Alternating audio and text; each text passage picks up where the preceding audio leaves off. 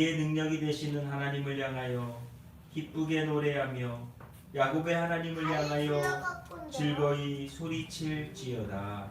아멘.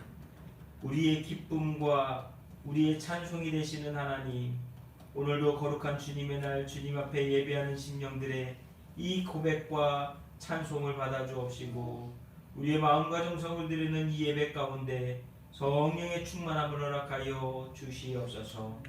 예배하는 심령마다 주님을 만나는 시간이 되게 하시고 주의 은혜로 충만케 하여 주시옵소서. 우리 구주 예수 그리스도의 이름으로 기도하옵나이다. 아멘. 우리 다 같이 찬송가 1장입니다. 만복의 근원 하나님.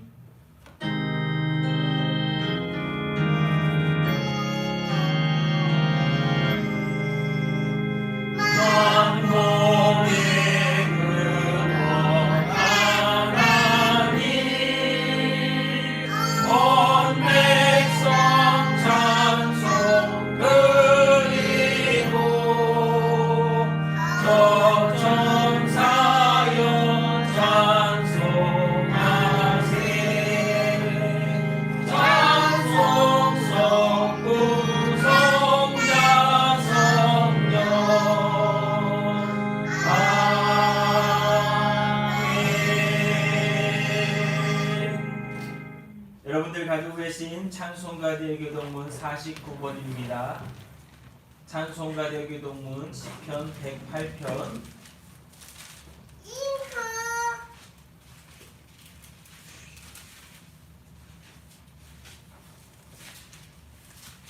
찬송가 대교동문 49번 시편 108편을 제가 먼저 읽고 교독하도록 하겠습니다. 제가 먼저 읽고 교독하겠습니다. 하나님이여 내 마음을 정하여 싸우니 내가 노래하며 나의 마음을 대하여 찬양하리로다. 비파야 수금아 깰지어다. 내가 새벽을 깨우리로다. 여호와여 내가 만민 중에서 주께 감사하고 온 나라 중에서 주를 찬양하오리니 주의 인자하심이 하늘보다 높으시며 주의 진실은 천지까지 이르나이다. 하나님이여 주는 하늘 위에 높이 들리시며 주의 영광이 온 땅에서 높이 올라가시기를 원하나이다. 주께서 사랑하시는 자를 건지시기 위하여 우리에게 응답하사 오른손으로 구원하소서. 아멘. 우리 이 시간 다 같이 한 목소리로 고백하신 후에 참여와 회개의 기도를 드리도록 하겠습니다. 먼저 함께 고백하겠습니다.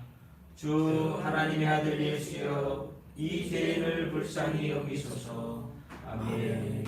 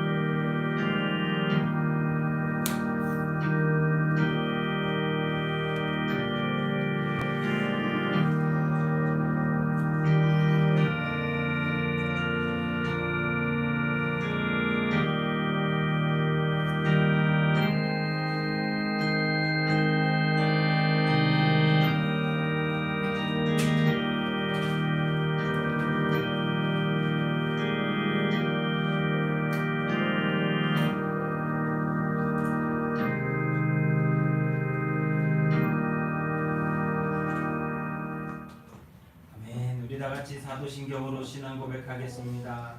전능하사 천지를 만드신 하나님 아버지를 내가 믿사오며 그 외아들 우리 주 예수 그리스도를 믿사오니 이는 성령으로 잉태하사 동정녀 마리아에게 나시고 본디오 빌라도에게 고난을 받으사 십자가에 못 박혀 죽으시고 장사한 지 사흘 만에 죽은 자 가운데서 다시 살아나시며 하늘에 오르사 전능하신 하나님 우편에 앉아 계시다가 저주로서 산자와 죽은 자를 심판하러 오시리라.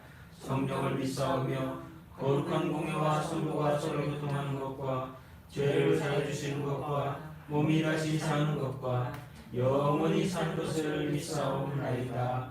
아멘. 모두 자리에 앉으셔서 우리 함께 찬송가 90장입니다. 주 예수 내가 알기 전 찬송가 90장입니다.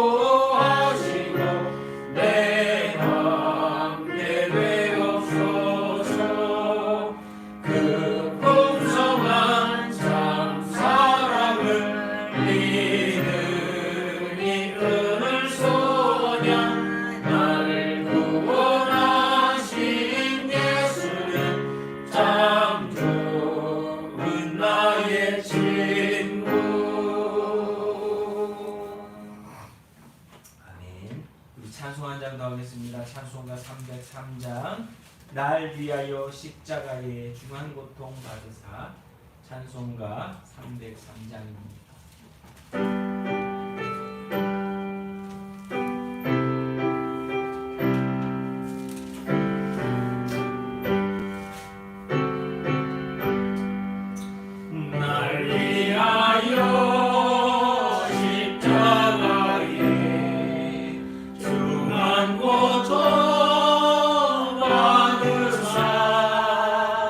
대신 죽은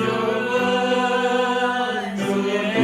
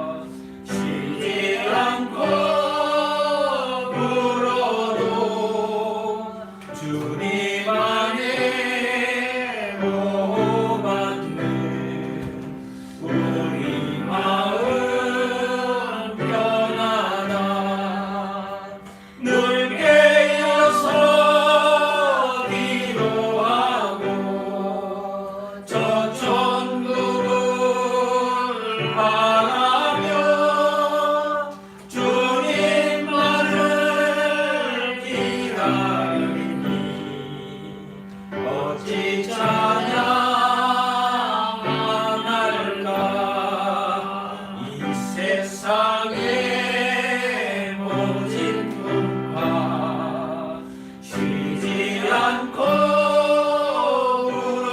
울어도 주님 안에 보호받는 우리 마음 편하다. 늘 깨어서 기도하고 저 천국을 바라며 주님만을 기다리니 어찌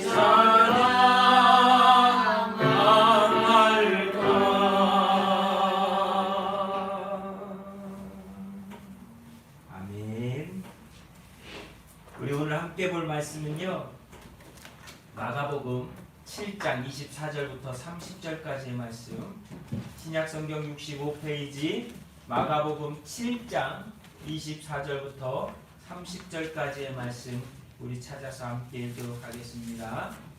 신약성경 마가복음 7장 24절부터 30절, 신약성경 65페이지입니다. 마가복음 7장 24절부터 30절.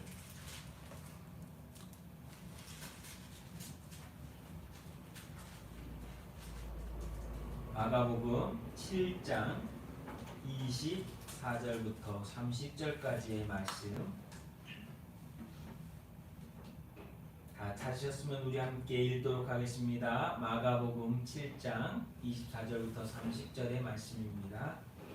예수께서 일어나사 거기를 떠나 두로 지방으로 가서 한 집에 들어가 아무도 모르게 하시려 하나 숨길 수 없더라. 이에 더러운 귀신이 들린 어린 딸을 둔 한 여자가 예수의 소문을 듣고 곧 와서 그 발 아래 엎드려지니 그 여자는 헬라인이요 수로보네의 족속이라. 자기 딸에게서 귀신을 쫓아내 주시기를 간구하거늘 예수께서 이르시되 자녀로 먼저 배불리 먹게 할지니 자녀의 떡을 취하여 개들에게 던짐이 마땅치 아니하니라. 여자가 대답하여 이르되 주여 올소이다마는 산 아래 개들도 아이들이 떡던 부스러기를 먹나이다. 예수께서 이르시되 이 말을 하였으니 돌아가라. 귀신이 내 딸에게서 나갔으니라 하시매 여자가 집에 돌아가 본즉 아이가 침상에 누웠고 귀신이 나갔더라. 아멘. 기도하겠습니다. 사랑과 은혜가 많으신 하나님, 오늘도 거룩한 주님의 날 우리가 주님께 예배할 수 있도록, 하나님 아버지께 예배할 수 있도록 은혜 주시니 감사합니다. 구원받은 것을 기념하며 거룩한 주일을 지킬 때에 예배하는 신령들 위에 성령의 충만함을 부어주시고 성령으로 함께하사 인생 가운데 인도하시는 하나님과 동행할 수 있도록 도와주시옵소서. 오늘은 거룩한 주님의 날입니다. 이 날을 기억하며 우리가 날마다 하나님께 예배해야 하지만 우리의 삶의 모습들 속에서 하나님 이 예배가 너무나 형식적이고 때로는 종교적인 모습으로 변해버릴 때가 많음을 이 시간 회개합니다. 주여 마음과 정성을 다하여 이 시간 예배하는 우리 모두가 되게 하시고 예배할 때에 하나님을 만나고 하나님을 경험하고 하나님을 체험하는 은혜의 시간이 될 수 있도록 도와주시옵소서. 그리하여서 우리가 정말 이 세상 가운데 살아가는 데 있어서 하나님을 만난 체험과 하나님의 은혜와 하나님의 사랑으로 말미암아 넘어지지 않고 다시 일어서서 맡겨진 일, 맡겨진 삶을 잘 감당해 나갈 수 있는 성도들이 되게 하시고 좌로나 우로나 치우치지 않고 믿음 가지고 주님 앞에 설 수 있는 거룩한 자들이 되도록 도와주시옵소서. 아버지, 여전히 우리에게 해결되어지지 않는 이 질병의 문제들이 있습니다. 하나님, 이 질병의 문제들을 바라볼 때에 하나님께서 우리를 인도하여 주시고 붙들어 주시어서 오늘 말씀에 나오는 여인과 같은 믿음으로 잘 헤쳐나가게 하시고 정말 주님께서 주시는 이 모든 삶 속에 하나님이 우리와 함께하고 계심을 믿고 고백하며 간증하며 살아갈 수 있는 인생들이 되도록 도와주옵소서. 아버지, 오늘도 사랑합니다. 우리 사랑하는 믿교회 성도들 한 사람 한 사람을 기억하여 주시어서 아버지 입술을 열어 기도할 때에 하나님 그 기도 가운데 응답하여 주시고 그 삶 속에 하나님 동행하여 주시어서 흔들리지 않고 멈추지 않고 하나님과 함께하는 믿음의 여정이 되게 하시사 정말 그 속에서 간증과 사람들을 향한 정말 복음의 증인으로서의 모습의 삶을 감당해 살아갈 수 있는 거룩한 삶이 되게 하옵소서. 아버지께 더욱더 간구하옵기는 아버지 정말 우리의 믿음이 자라나게 하시고 흩어지지 않게 하시고 더욱더 성장하고 성숙하게 하셔서 하나님 보시기에 기뻐하시고 또한 우리에게는 은혜와 복이 되는 귀한 믿음의 귀한 여정이 될 수 있도록 도와주시옵소서. 특별히 그런 일들 속에 아버지 주님의 이 몸된 교회가 더욱더 쓰임받게 하시고 성도들을 돕게 하시고 하나 되어지게 하시고 신앙의 공동체로서 더욱더 묶여지게 하셔서 아버지가 오늘도 이곳에 함께하고 계시고 우리의 기도 가운데 역사하시고 우리의 간구 가운데 응답하여 주시는 하나님임을 날마다 경험하고 체험하는 귀한 교회와 성도들이 되게 하옵소서. 가정들을 기억하여 주셔서 하나님 우환 없게 하시고 어려움 없게 하시고 비록 그런 풍랑 가운데서도 많은 일들 속에서도 더욱더 하나님을 의지하며 하나님께 나아가기를 소원하고 간구하는 믿음의 가정들 되게 하옵소서. 아버지 감사합니다. 오늘도 예배할 때 감사합니다. 우리의 삶이 있었음에 감사하고 우리의 삶을 인도해 주신 하나님이 동행하여 주셨음에 감사하고 또한 오늘까지의 삶이 하나님의 은혜요 하나님의 사랑임을 다시 한번 깨닫사오니 주여 감사합니다. 하나님 우리의 고백을 받으시고 우리의 예배를 받으시고 주여 우리를 불쌍히 긍휼히 여겨 주시옵소서. 오늘도 함께 예배하지 못하고 영상으로 예배하는 성도들이 있습니다. 병중에 있는 사랑하는 성도들을 치유하여 주시고 아버지 세상 가운데서 어쩔 수 없는 상황 가운데 놓여 예배하지 못하는 아버지 그들을 인도하여 주시며 정말 예배드림이 기쁨되게 하시고 거룩한 주님의 날을 지키며 거룩한 주님의 날을 온전히 하나님께 드리며 인생 가운데 구별된 성별된 온전한 믿음의 삶으로서 살아갈 수 있도록 역사하여 주시옵소서. 아버지 사랑합니다. 우리의 사랑이 헛된 사랑이 되지 않도록 주님을 향하여 더욱더 나아가게 하시고 고백하게 하시고 한마음 되어져서 하나님의 오시는 그날까지 우리 구주 예수 그리스도 다시 오시는 그날까지 주님께서 우리를 부르시는 그날까지 믿음으로 온전한 삶을 살아가는 빛교회 성도들이 되게 하여 주시옵소서. 우리 구주 예수 그리스도 이름으로 기도하옵나이다. 아멘.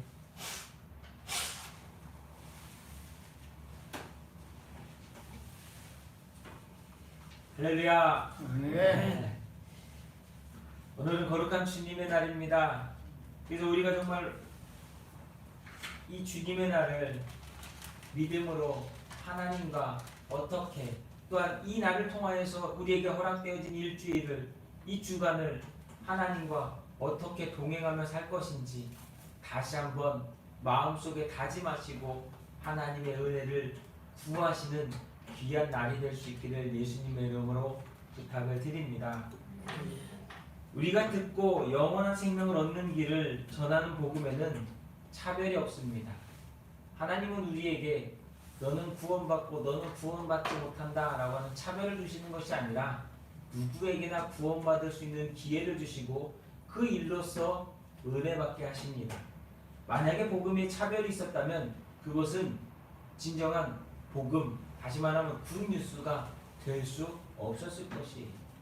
얼굴이 못생겼다고 구원 못 받으면 그건 아니지요.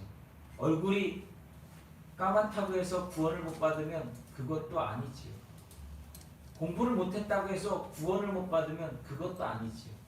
그러니까 하나님께서는 구원받는 방법을 세상 사람들이 가지고 있거나 가지고 있지 않은 것으로가 아니라 하나님이 우리에게 주신 것으로, 다시 말하면 예수 그리스도로 말미암아 구원받는 차별 없는 은혜를 우리에게 허락해 주셨다라고 하는 것입니다. 그래서 하나님의 사랑은 누구에게나 풍성하고 누구에게나 차고 넘치는 줄로 믿습니다. 믿음을 고백하기만 하면 하나님은 그 사람을 끝없이 끝까지 사랑해 주십니다. 비록 아프리카에 살든 아시아에 살든 유럽에 살든 아니면 저 남극 어디 구석탱이에 살든 하나님은 차별 없이 사랑해 주십니다. 그래서 우리는 오늘도 하나님께 감사하고 예배하며 하나님을 찬양하는 것입니다. 우리는 생각해 볼 때 그리스도인이라고 되었을 때 나는 차별받지 않고 예수님의 이름으로 구원받았지라고 하지만 여전히 우리는 예수 그리스도를 믿으면서도 오늘의 삶을 살아갈 때에 차별과 편견을 갖고 살아갑니다. 저 사람은 원래 그런 사람이야. 쟤는 절대 안 변해. 저 사람들은 원래 그래. 이런 식의 차별과 편견을 가지고 살아갑니다. 그러나 솔직한 이야기로 차별과 편견을 가장 많이 가지고 있는 사람이 누굴까 생각해보면 세상 사람들인 것보다는 교인들이 더 많은 차별을 갖고 있을 때가 많다. 쟤는 지옥 갈 사람. 저 사람은 구원받았어. 오늘 말씀은 어찌 보면 이런 차별과 편견에 대해서 우리가 믿음으로 극복하라고 주시는 말씀이라고 볼 수 있습니다. 이 여인이 갖고 있었던 환경이나 출신이나 배경으로 보면 차별받는 것이 마땅하지만 주님이 주시는 은혜 앞에 예수께서 그 여인의 믿음을 보시고 행하시는 그 놀라운 사랑 앞에는 차별과 편견이 없었다는 거예요. 예수님께서는 그 여인의 믿음을 보시고 그 여인의 간청함을 보시고 그 여인의 딸의 귀신 들림을 고쳐 주셨다라고 하는 것입니다. 그래서 감사한 것은 누구든지 예수 그리스도의 이름으로 간절히 구하고 믿음으로 나아가기만 하면 하나님은 예수님께서는 은혜를 베풀어 주신다라고 하는 것이에요. 그런데 요즘 살아가는 성도들이나 이 당시의 유대인들을 보면 여전히 차별과 편견이라고 하는 그 그림 안에 그늘 안에 갇혀 있을 때가 많다라고 하는 것입니다. 차별과 편견의 모습은요 사실 예수님이 제일 많이 당하셨어요. 예수님은 그 차별과 편견 때문에 십자가에서 죽으실 수밖에 없었고 그 십자가에서 죽으심으로 말미암아 차별과 편견을 어떻게 극복해야 되는지에 대해서 우리에게 다 보여주셨다는 거예요. 이 시대를 살아가는 그리스도인들도 자신들이 구원받은 사람이라고 하는 것으로 믿음 없는 사람들을 세상 사람, 지옥 갈 사람, 예수도 모르는 사람, 육신의 사람이라면서 우리는 너무나 쉽게 차별하고 편견을 가지고 보게 됩니다. 제가 말씀을 준비하면서 이런 생각을 해봤어요. 코에 구멍 뚫고 있는 사람을 내가 보면 아우 쟤는 뭐야. 벌써 우리가 생각하는 뭐가 있잖아요. 그 영혼을 바라보는 게 아니라 그 겉에 표현되어 있는 모습만 보고서도 저거. 요즘은 담배 피는 게 참 흔해졌습니다. 여자들도 길거리에서요 그냥 담배 쉽게 피고요. 이것도 벌써 차별의 말이에요. 여자라고 담배 피우면 안 된다라는 법 있는 것도 아닌데요. 근데 우리 문화권 안에서는 그런 게 있지 않습니까? 어린 아이들이 담배 피고 있는 모습, 어른들이 볼 때 이런 모습들 있잖아요. 그런 것들을 가지고서 바라보다 보니까 정작 바라봐야 될 것을 바라보지 못하는 우리의 삶이 황폐해져 가고 있다는 거예요. 여러분, 혹시 여러분 주변에 있는 사람들 중에 어깨나 이런 데 문신한 사람들 보면 벌써 어떤 생각들이 드시잖아요. 그 사람이 속마음이 정말 여리기 여린 사람인지 뭔지는 관심도 없고 그냥 왜냐면 요즘은 그냥 착하고 또 말도 어줍잖하게 말 못하는 그런 친구들인데도 불구하고 그냥 조폭마냥 막 문신 잔뜩 해갖고 막 다리가 어디고 막 문신해갖고 다니는 그냥 그게 멋인 줄 알고. 근데 오늘 우리의 삶 속에서 보면 그런 사람들을 볼 때에 당연히 한번 차별된 눈으로 편견을 가지고서 보게 되어 있지 않습니까? 이 당시도 그렇다라는 거예요. 예수님 당시에 수로보니게 여인, 이 시돈과 두로라고 하는 이 지역만 가서 보더라도 그 당시에 사는 많은 헬라인이나 이런 이방인들을 바라볼 때에 유대인들은 싫어했다는 거예요. 쟤네들은 우리하고 달라라고 생각했다는 거예요.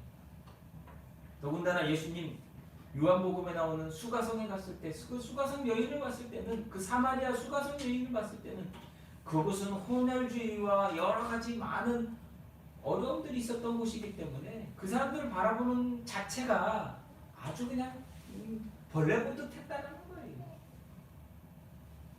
왜요? 이미 그들은 차별과 편견으로 그들의 영혼을 바라보지 못하고 그들의 환경만을 가지고서 그들을 다 판단했다라는 거죠.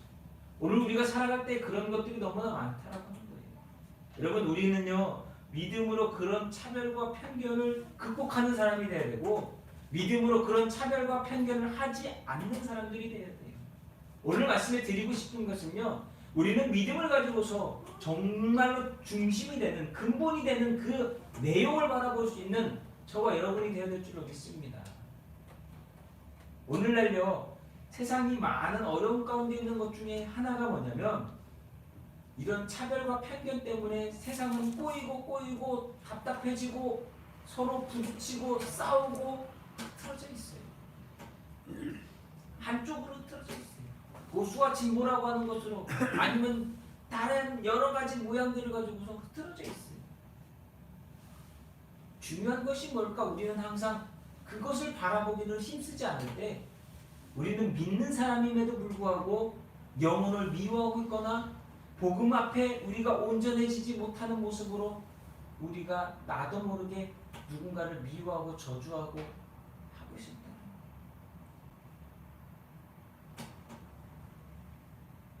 차별과 편견의 마음이요. 여러분 우리는 빨리빨리 그 마음들을 바꿔야 돼요. 주님의 마음으로 바꿔야 돼요. 예수님께서 갖고 계셨던 그 사랑이나 긍휼히 여기는 마음으로 우리의 마음이 변화되지 않으면요. 우리가 신앙인이고 교인이고 예수 믿은 사람이고 구원받았다라고 말하지만 우리의 삶과 행동은요. 세상 사람들하고 달라질 수 없다라는 거예요. 예수님이 만약 차별과 편견을 그대로 갖고 계셨다면 십자가에서 죽지 않으셨을 거예요. 내가 니들을 위해 왜 죽냐? 라고 하실 수밖에 없었을 거예요. 그러나 예수님께서는 하나님 아버지의 마음으로 우리들을 바라봤을 때 아버지 뜻에 순종하여 죽으실 수 있었다는 거예요.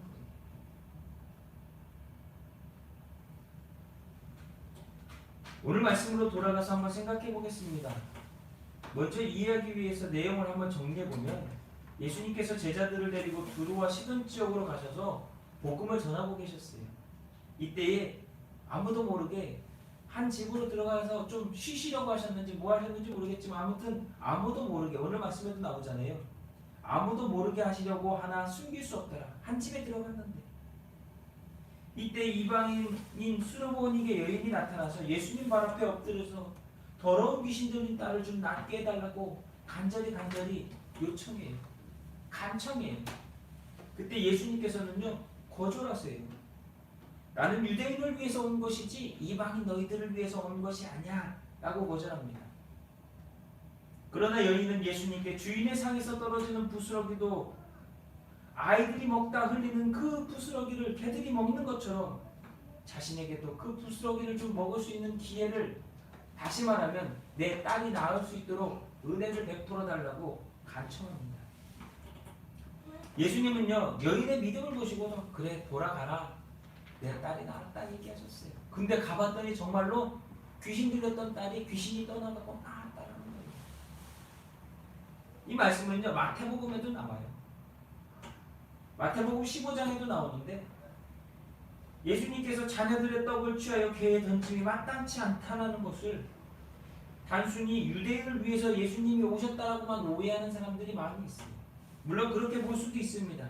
근데 왜 예수님이 그러면 이 두루와 시돈에 가셔서 복음을 전하셨냐는 거예요. 만약 유대인을 위해 오셨으면 예루살렘에만 계시면 되고 예루살렘 주변에 있는 곳만 돌아다니시면서 복음을 전하시면 되지 왜 하필이면 두루와 시돈이라고 하는 이 어찌 보면 이방인들이 거할 수밖에 없고 그리고 그곳에는 그 구약 성경에 보면 두루와 시돈은 여러분들 잘 아시는 것처럼 많은 우상 숭배가 성행해지던 곳이 바로 이 두루와 시돈 지역이었다는 거예요. 그런 문화권에서 계속 사람들이 살았으면 당연히 하나님보다는 이방 사람들이 많고 이방의 신을 섬기는 불신이 많지 않겠습니까? 그런데 예수님께서는 그곳에 가셔서 왜 하필이면 제자들을 데리고 그곳까지 가셔서 이런 일을 행하셨는가? 여러분 7장 전체를 한번 보시면 좋아요. 마가복음 7장 전체를 보시면 돼요. 마가복음 7장 전체를 보시면 예수님께서 바리새인과 서기관들에게 무엇이 정한 것이고 부정한 것인지 얘기해 주시고 또 그리고 내 부모를 공경하라 말씀하시면서 7장 15절 16절에 가보시면 이런 말씀이 있어요. 무엇이든지 밖에서 사람에게로 들어가는 것이 능히 사람을 더럽게 하지 못하되 사람 안에서 나오는 것이 사람을 더럽게 하는 것이니라 하시고 이런 말씀들을 제자들에게 비유로 가르쳐 주시면서 이곳으로 가셔가지고 말씀을 전하십니다. 왜 그러냐? 제자들 가운데도 여전히 편견과 차별을 그리고 잘못된 고정관념을 갖고 있는 사람들이 많았다라는 거예요. 여러분 솔직히 얘기해서 먹는 것이 들었습니까? 나오는 것이 들었습니까? 먹는 건요 다 깨끗하게 먹어요. 근데 사람 속에서 나오는 게 들어요. 주님이 말씀하시는 건 뭐냐? 니들 먹는 거 갖고 더럽다고 생각하지 말고 그런 게 문제가 되지 않는다. 다시 말하면 너희들 속에서 하나님이 아무리 은혜를 주셔도 너희들 속에서 나오는 게 무엇이냐가 더 중요하다는 얘기를 하고 계십니다. 근데 이 여인은 봐라. 자신의 딸을 위하여 간절히 보는 그 믿음, 그 간청 그거 하나님은 그런 걸 보신다는 거예요.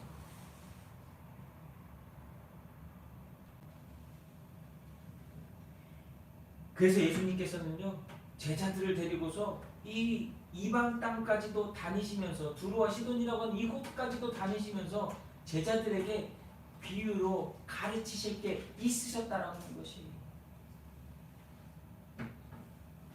그래서 예수님께서는 그들이 갖고 있었던 고정관념과 차별과 편견을 깨버리고 그들이 어떻게 하면 주의 일을 감당할 수 있느냐, 다시 말하면 예수님의 대리자로서 이 땅 가운데서 사도로서 그 일을 감당할 수 있는 제자들이 될 수 있느냐를 가르치시기 위해서 이 일을 행하셨다라고 하는 것입니다. 그러면서 첫 번째로 예수님께서는요 이방인에 대한 편견을 깨주셨어요. 편견이라고 하는 것은요 여러분 고정관념입니다. 사전적인 의미로 보면 편견이 뭐냐? 공정하지 못하고 한쪽으로 치우친 생각이. 동전이는 분명히 양면이 있잖아요. 동전은요 여러분 옆면도 있어요. 다시 말하면 동전을 바로 보려면 앞면과 뒷면을 보고 옆면을 봤을 때 그때서야 비로소 동전이 어떤 모양인지를 우리는 알고 있어요. 그걸 보통 뭐라고 하냐면 3D라고 하는 거예요. 3D. 요즘 왜 3D 프린터 해가지고 나오면 왜 입체적으로 아예 우리 프린터하면 보통 이렇게 한 면만 나오는 건데 3D 프린터하면 입체적으로 막 이렇게 만들잖아요. 이제 앞으로는 집도 뭐 3D 프린터로 찍찍 지면 뭐 한 3, 4일이면은 뭐 집 한 채가 뚝딱뚝딱 웬만한 단독주택들이 만들어진다라는 세상이 온다는데 3면이에요. 3면 3D예요. 우리는 무엇인가를 볼 때 입체적으로 봐야 돼요. 다시 말하면 자세하고 구체적이고 전체적인 것을 보아야 된다는 거예요.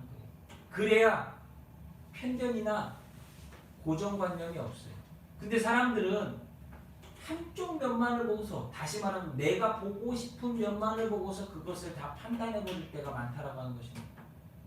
사람에 대한 일부분만을 생각하고 판단해 버리면 그 사람의 전체적인 것은 볼 일이 없어요. 그리고 그게 온전하지도 않고요. 이러한 일은 흔하고 비일비재합니다. 아무개가 전화만 하도 걔 벌써 이렇게 되잖아요. 전화번호에 이거만 떠도 받아봐 골치 아픈데 벌써 이렇게 되잖아요. 왜요? 그 사람이 어떤 사람인지 내가 알고 있는 것만 생각하고 지금 이 사람이 어떤 상황 가운데서 나한테 전화를 하고 어떤 상황 가운데서 나한테 지금 말하는지 그거는 관심도 없어요. 얘 하면 이거니까 나 골치 아파 안 받고 싶어 이런 거예요. 근데 우리의 편견은요 우리의 삶과 우리의 신앙에 내가 변화하고 성장하고 성숙해 가는데 큰 걸림돌이 될 때가 많다. 성경을 읽어도요 편견을 갖고 보면 이것은 오해하기 딱 좋아요. 고정관념을 갖고 보면요 성경이요 이단 만들기 제일 좋은 도구가 성경이에요.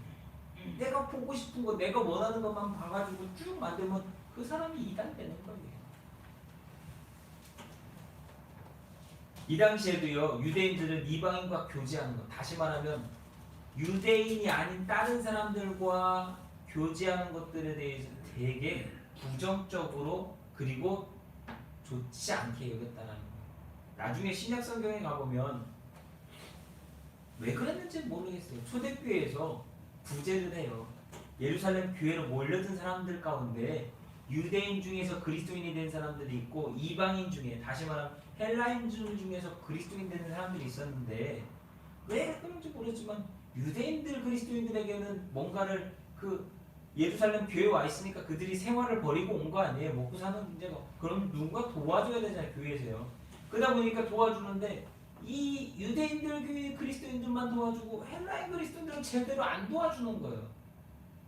왜 그랬을까요? 그 안에서도 벌써 교회 안에서도 뭐가 있었다는 거예요? 편견과 차별이 있었다는 거예요. 고정관념이 있었다는 거예요. 근데 이때만 그런가요? 오늘날 교회도 마찬가지예요. 오늘날 교회가 왜 타락했다고 하느냐? 어떤 부분에서 욕을 먹고 있느냐?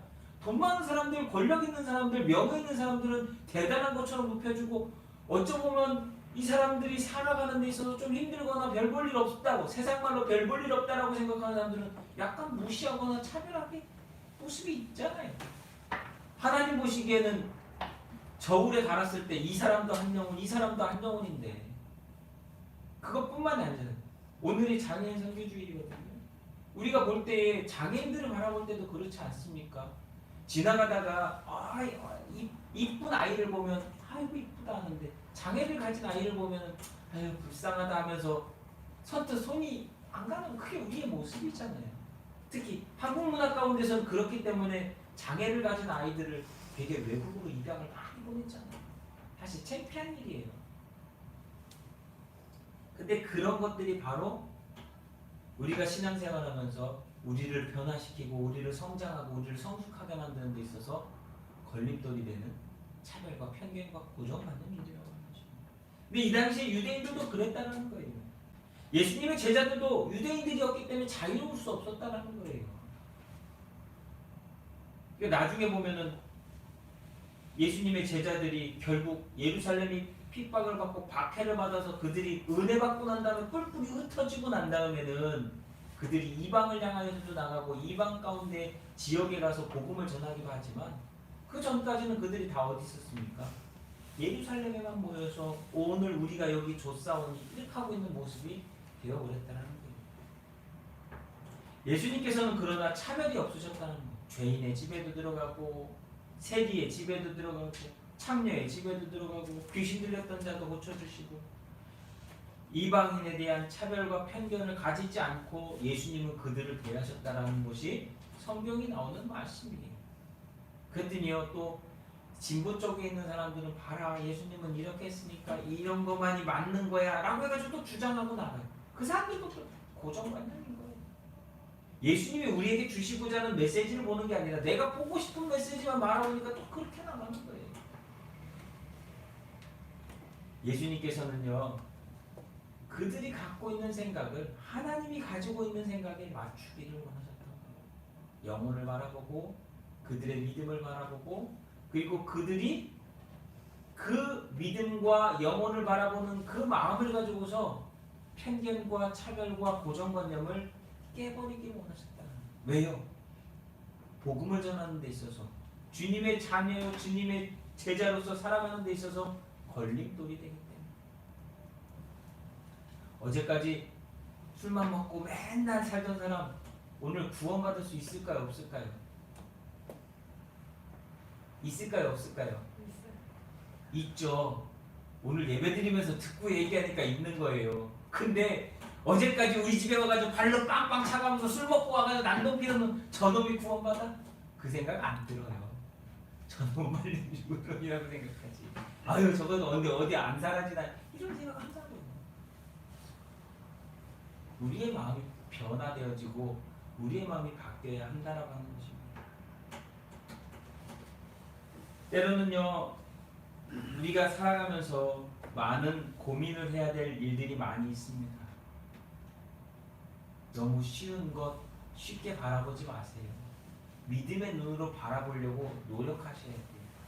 그래야 차별과 편견이 깨어지고요. 예수님께서 제자들에게 보여주시는 이 일을 통하여서 이들의 눈이 조금씩 열리는 거예요. 이들도 한 번에 열린 게 아니에요. 여러분 언제 열렸는지 아십니까? 성령 받고 나서 열렸어요. 은혜 받고 나서 열렸어요.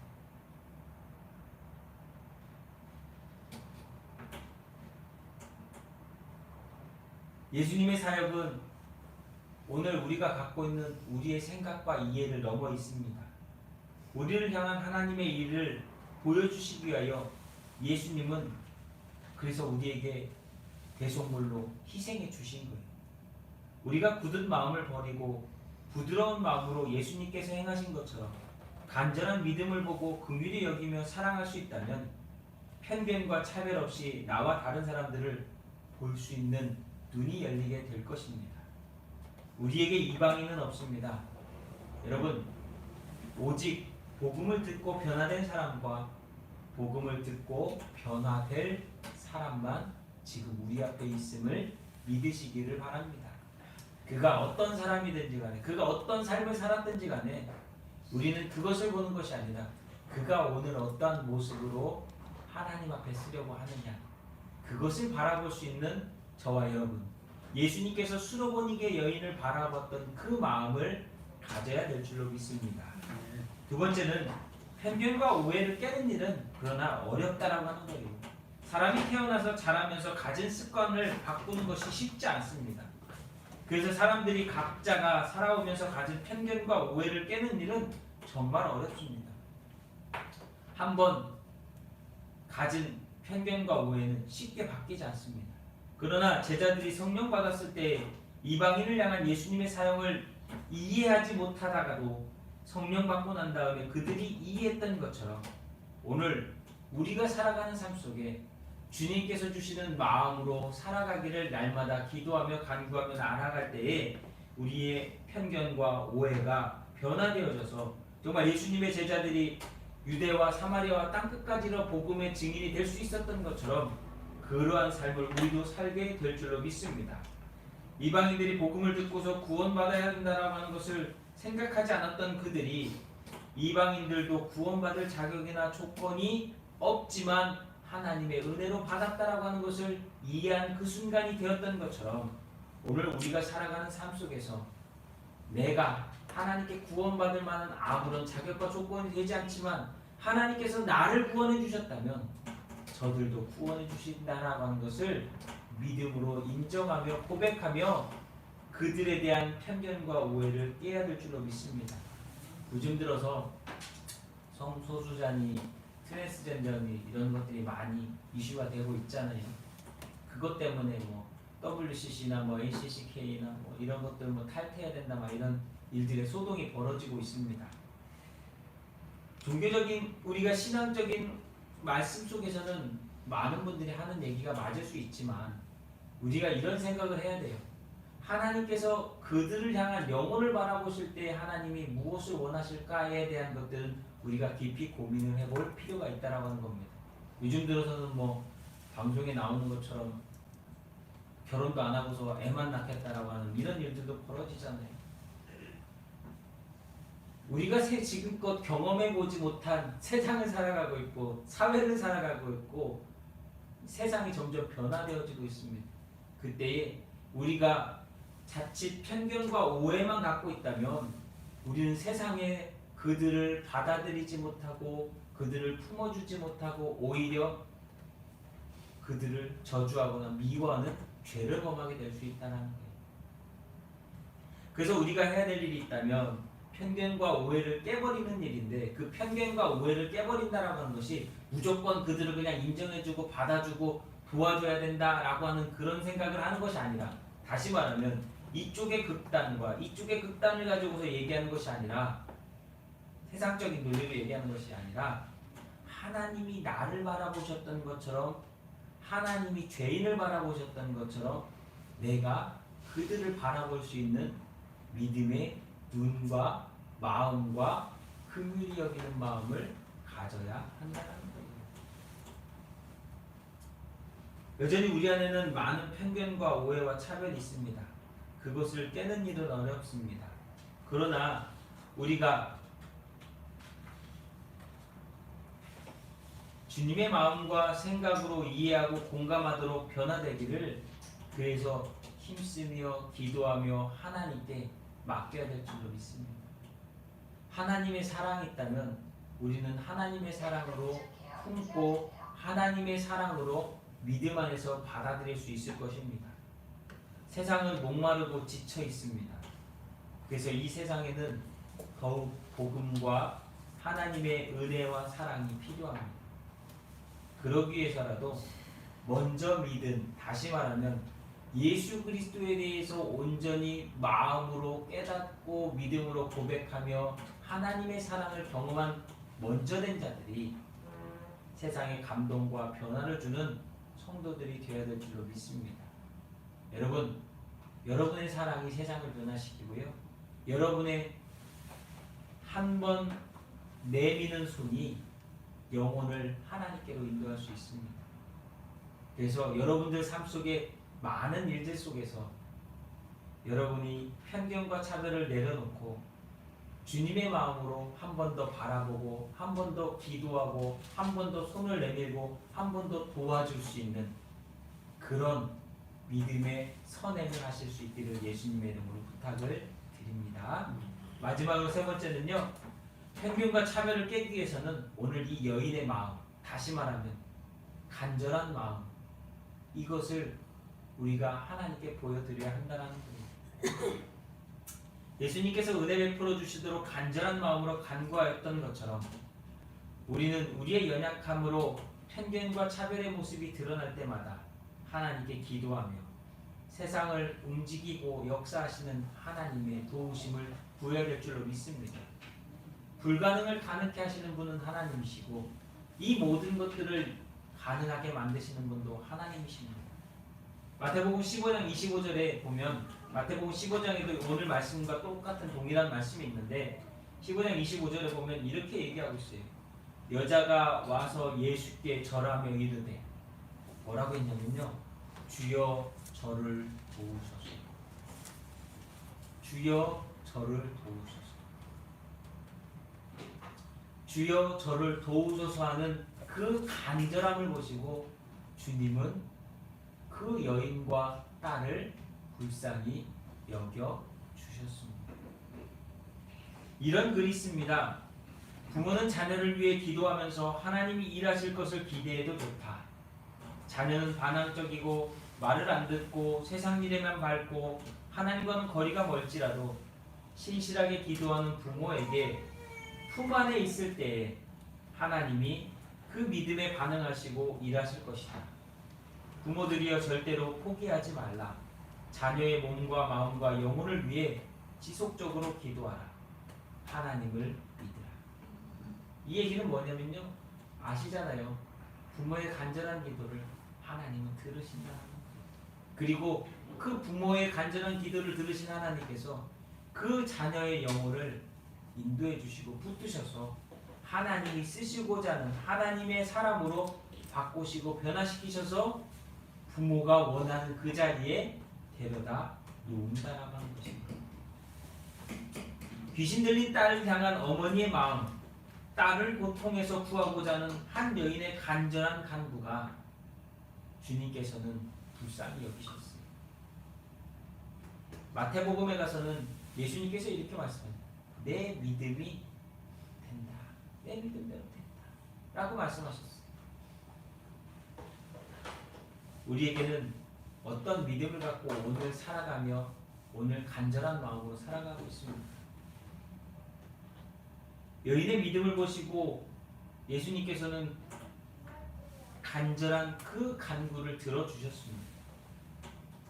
우리는 하나님을 향한 우리의 자세가 오늘 어떻게 살아가고 있는지 얼마나 간절히 하나님께 구하며 간절히 하나님과 동행하며 살아가고 있는지 다시 한번 생각해 보아야 할 것입니다.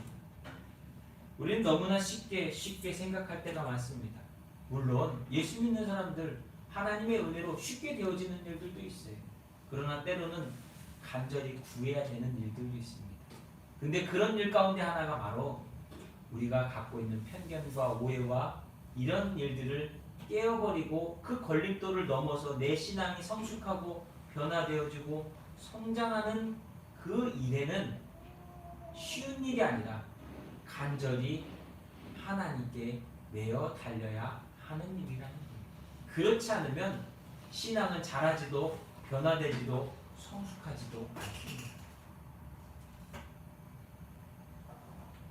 우리는 유대인이 아니기에 이방인이라 할 수 있습니다.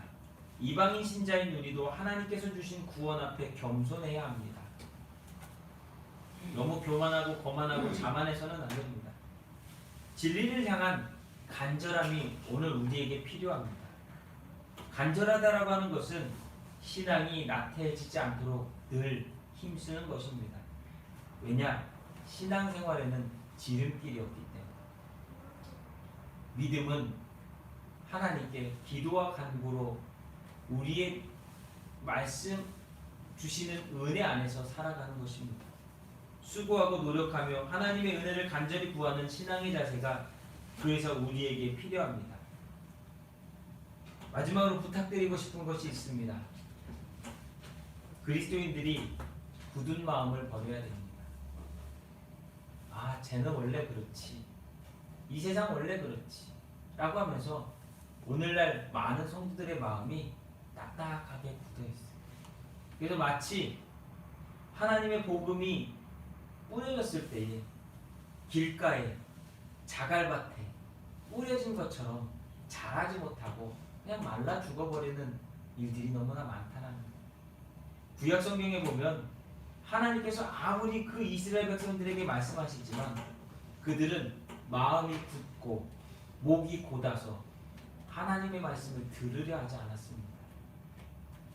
오늘은 어쩌면 저와 여러분의 삶도 신앙의 삶도 잘못된 편견과 고정관념과 세상의 가치관을 가지고서 이름은 그리스도인이지만 여전히 우리는 굳은 마음과 곧은 목을 하고서 하나님 앞에 설 때가 많음을 회개해야 합니다.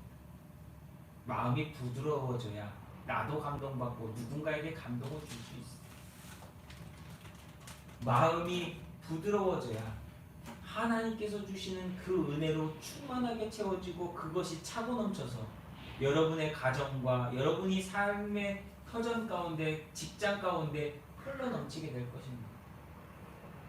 이건요 꼭 신앙적인 얘기를 하지 않더라도 여러분의 마음에 여유가 있고 여러분의 마음이 기뻐야 누군가에게 기쁨 되고 누군가에게 후할 수 있다는 얘기예요. 다시 한 번 더 말씀드립니다. 여러분 마음을 부드럽게 만드십시오. 그렇다고 여기다가 무엇을 칠하는 얘기가 아니에요. 마음을 부드럽게 만들려고 했다고 물 붓고 반죽하는 얘기가 아니에요. 마음을 부드럽게 만드는 방법은 한 가지밖에 없습니다.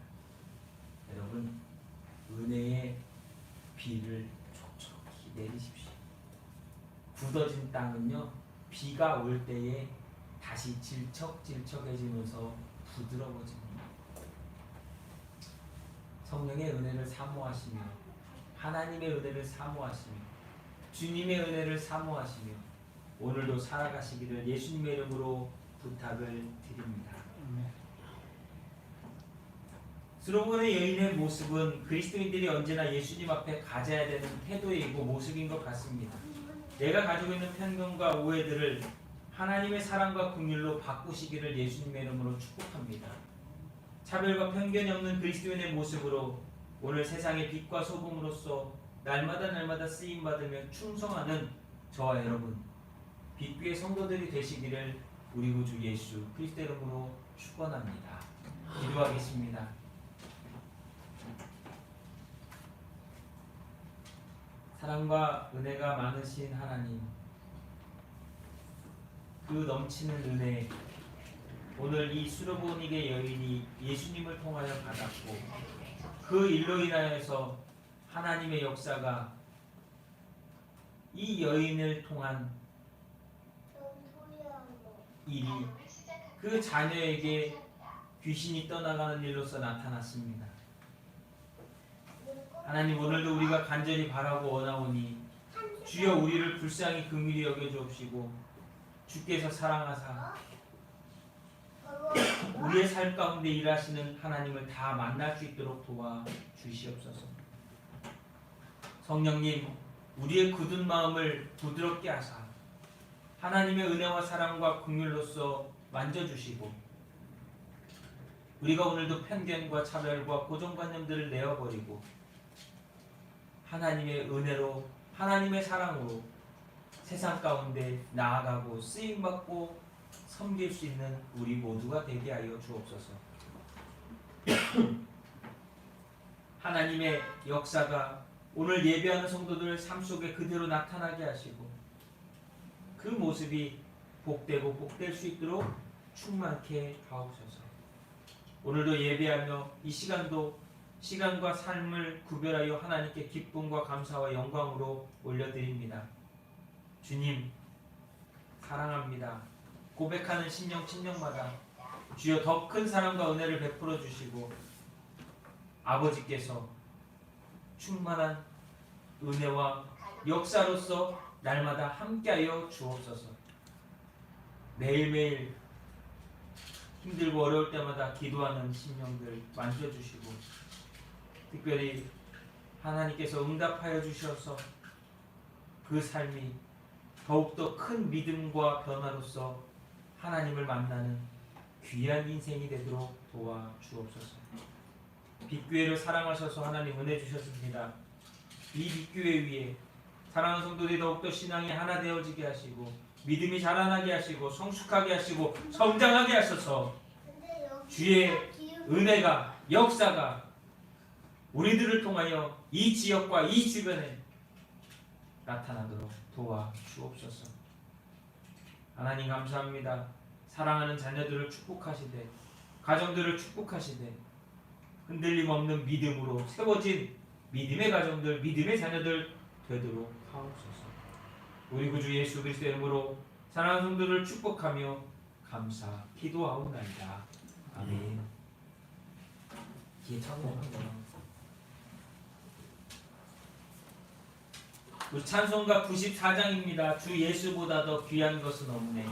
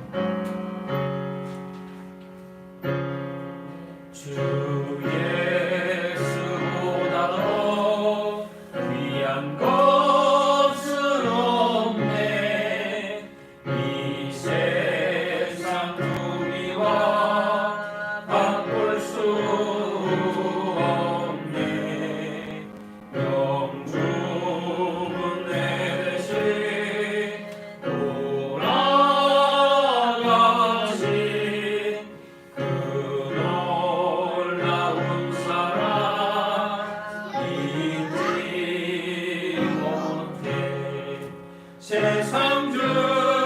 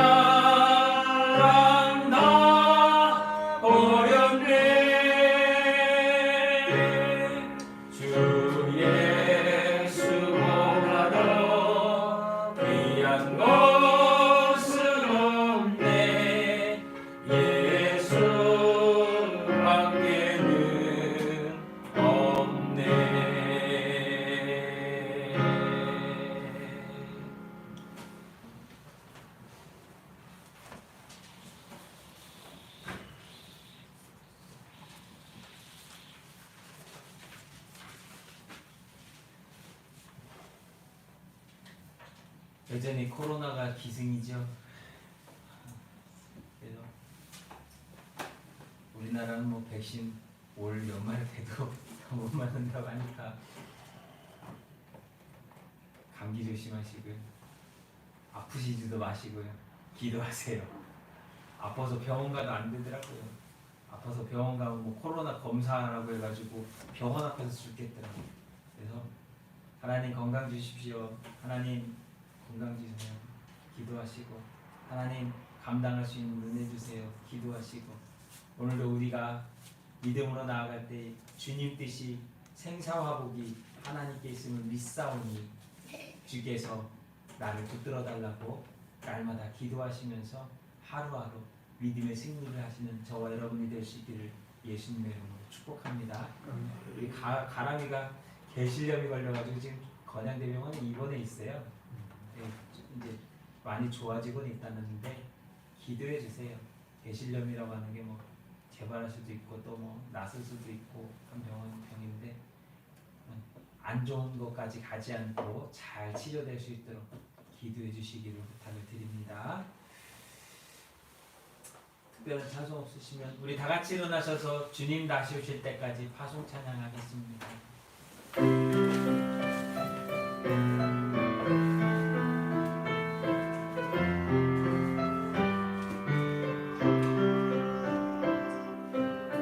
주님 다시 오실 때까지 나는 이 길을 가리라. 좁은 길 나의 십자가요 나의 가는 이 길 끝에서 나는 주님을 보리라. 영광이 내 주님 나를 맞아주시니 주님 다시 오실 때까지 나는 일어나 달려가리라. 주의 영광 온 땅 덮을 때 나는 일어나 노래하리. 내 사모하는 주님 온 세상 구주시라. 내 사모하는 주님 영광의